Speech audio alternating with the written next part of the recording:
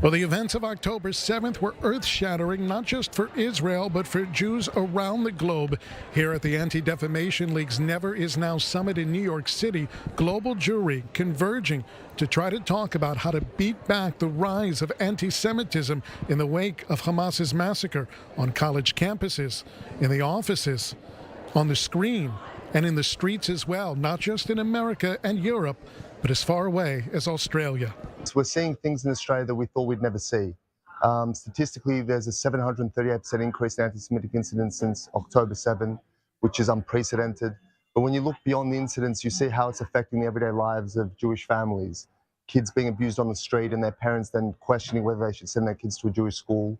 Small business owners being targeted for boycott, having to pack up and relocate and lose their livelihoods. It's affecting every facet of Jewish life in the country. Now, we spoke here with the U.S. State Department's special envoy to monitor and combat anti-Semitism. She told us she has traveled around the globe in the wake of October 7th, and at the very least, she said there's a recognition that this is, in fact, a global problem. I measure it some degree by the level of meetings I get.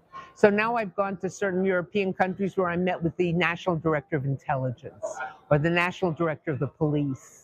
And when you get, or Minister of the Interior, foreign ministers, deputy foreign ministers, their chiefs of staff, when you're getting those kind of meetings, it's not, as you might say, stam, it's not just by the by. They're telegraphing the message. This is something we take seriously. I've met with leading people from online platforms, heads of corporations. There's a recognition that there's something bad brewing. Meanwhile, here in the United States, there's been disappointment with some traditional allies of the American Jewish community and their reactions to the pain that Jews have suffered and felt since October 7th. American Jewish leaders telling us those relationships will be assessed in due time. There are certainly some allied organizations and allies who have stood with us as a Jewish people, with the onslaught of anti-Semitism, with the condemning the barbarity of the October 7th attack.